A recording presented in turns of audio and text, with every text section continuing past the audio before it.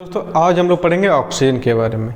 तो दोस्तों अगर हम बात करें ऑक्सीजन क्या है, तो भैया यह एक रंगहीन, गंधहीन, स्वादहीन गैस है जो एक अधातु है। भैया ये जो ऑक्सीजन है वो आवर्त सारणी में दूसरा सबसे ऋण विद्युतीय तत्व है। कौन सा भैया? फ्लोरीन के बाद ये दूसरा सबसे ऋण विद्युतीय तत्व है। अगर हम बात करें आवर्त सारणी में इसकी स्थिति क्या है, तो भैया ये वर्ग 16 में स्थित है और दूसरे आवर्त में। इसके अलावा ये पी ब्लॉक का तत्व है। ठीक है भैया, पी ब्लॉक का तत्व है।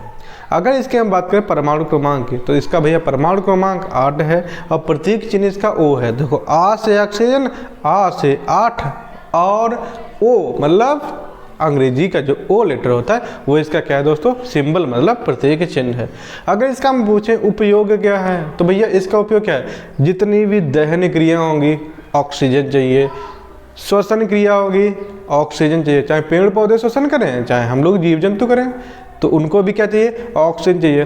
वेंटिलेशन सुना होगा, जब भैया अस्पताल में इंसान पहुंच जाता है तो वेंटिलेशन में भी ऑक्सीजन की ज़रूरत होती है। ठीक भैया, जब गोताखोर लोग समुद्र में जाते हैं, गहराई में जाते हैं तो पीठ पे सिलेंडर बांध लेते हैं तो उनको भी ऑक्सीजन चाहिए। ठीक है भैया, अंतरिक्ष यात्री जब अंतरिक्ष में जाते हैं तो वहाँ तो ऑक्सीजन है ही नहीं तो उनको भी ऑक्सीजन चाहिए, क्योंकि हमारे शरीर को ऑक्सीजन की आवश्यकता होती है। इसे हम लोग बोलते हैं प्राण वायु। क्या बोलते हैं भैया? ऑक्सीजन को हम लोग प्राण वायु भी बोलते हैं। इसका दोस्तों परमाणु क्रमांक क्या होता है, तो भैया इसका परमाणु क्रमांक क्या होता है?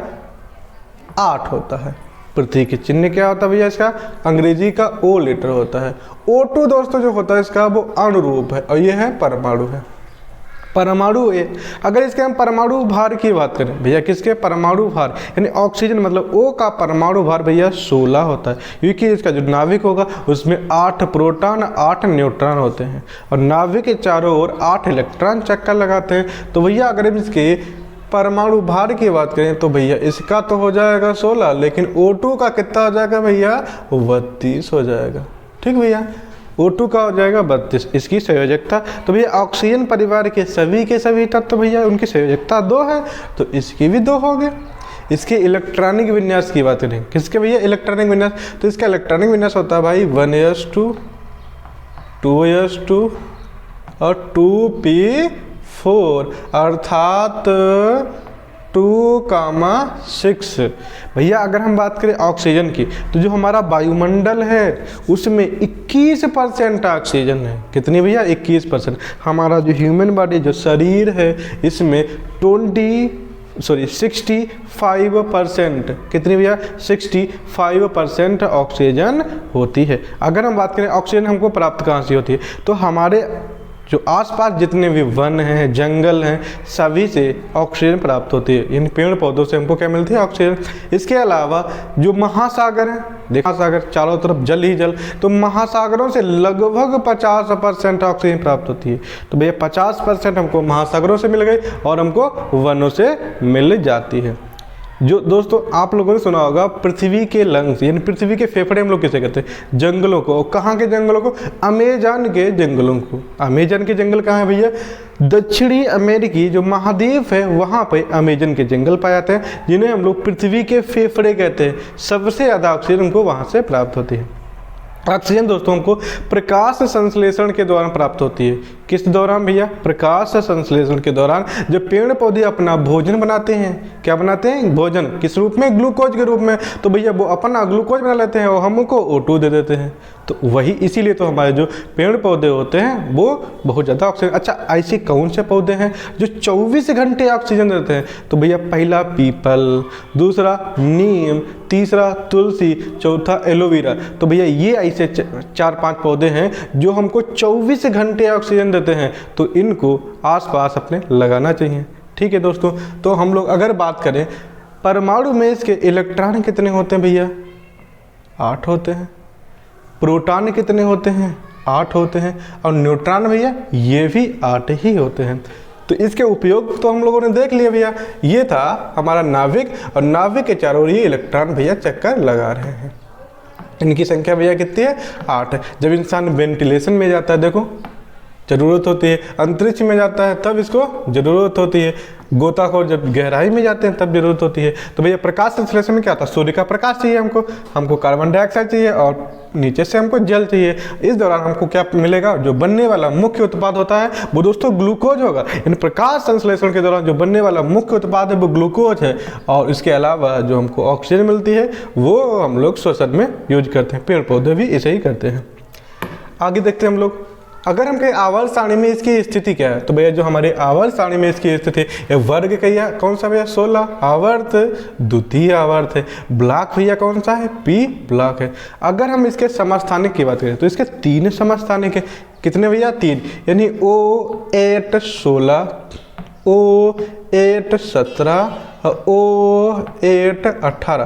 तो भैया ये थे इसके 3 समस्थानिक। यानी 24 घंटे हमको ऑक्सीजन कौन देता है, 24 घंटे O2 हमको कौन देगा भैया, सबसे पहले पीपल आएगा, फिर कौन आएगा भैया, नीम, तुलसी और कौन है भैया, एलोवेरा है। एलोवेरा तो देखा होगा आप लोगों ने, इसका बहुत से लोग जूस पीते हैं, एलोवेरा। ठीक है, ये हमको 24 घंटे ऑक्सीजन देते हैं। इसके अलावा ऑक्सीजन के उपयोग क्या है भैया, अभी हमने बताया वेंटिलेशन में, सबसे पहले भैया दहन में। अच्छा, दहन में किसमें भैया, दहन में हम लोग जो सांस लेते हैं, क्या करते हैं बेटा, हम लोग सांस लेते हैं यानी श्वसन करते हैं, श्वसन। अरे भैया श्वसन भी एक दहन प्रक्रिया है, जो श्वसन हम लोग करते हैं वो भी एक दहन प्रक्रिया है। यानी दहन में, श्वसन में, वेंटिलेशन में,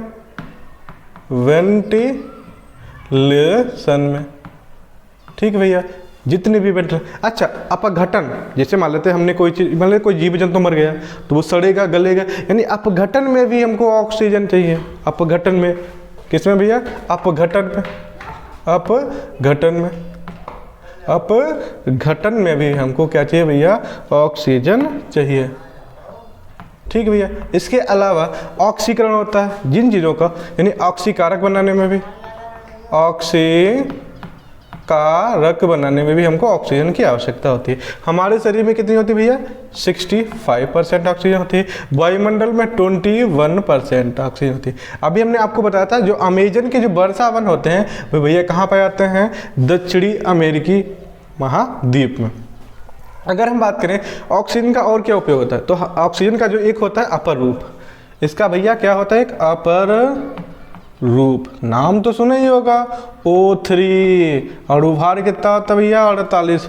O3 जो इसका एक अपर रूप है। और भैया ये क्या करता है, पृथ्वी का रक्षा कवच बोलते हैं हम लोग, O3 को हम लोग पृथ्वी का रक्षा कवच बोलते हैं। ये देखो हमारी जो पृथ्वी है, जो सूर्य से आने वाली अल्ट्रा वायलेट यानी हानिकारक जो किरणें हैं उनको आने से कौन रोक रहा है, यही तो रोक रहा है भैया।